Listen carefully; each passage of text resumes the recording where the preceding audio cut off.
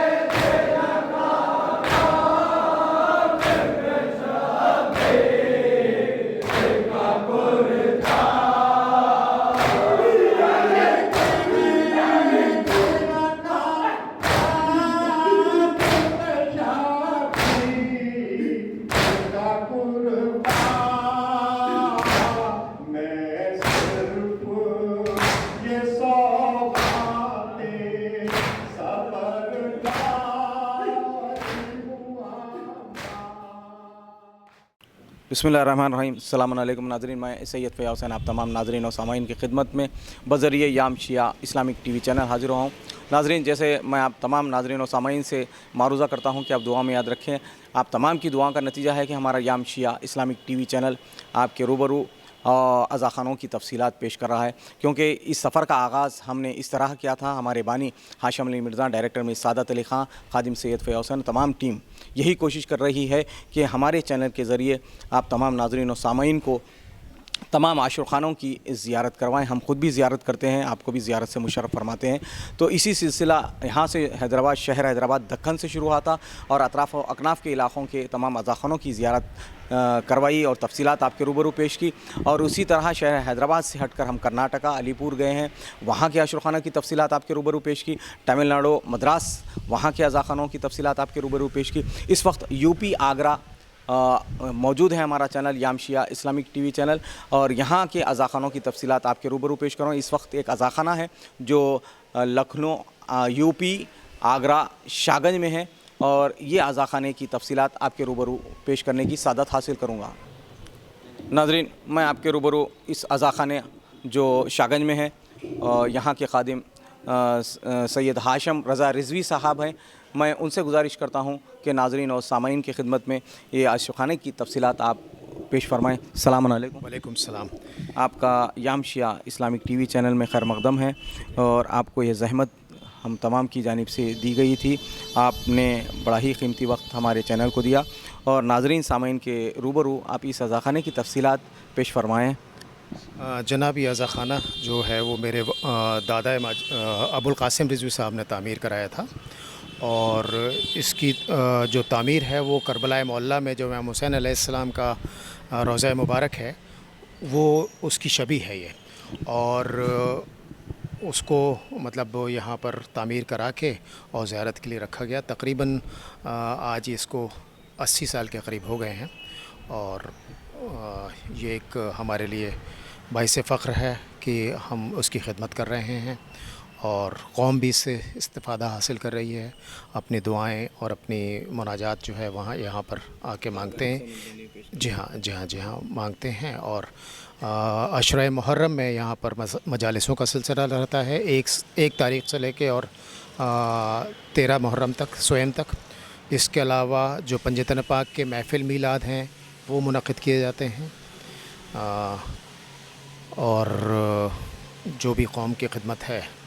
माशाल्लाह, आप ये नाज़रीन को ये आगाह फरमाएँ कि ये जो आपका अज़ा खाना है कम से कम एक सदी गुजर चुकी है। जैसे तारीख़ मैंने देखा है कि 111 बरस का क़दीम आशो खाना है।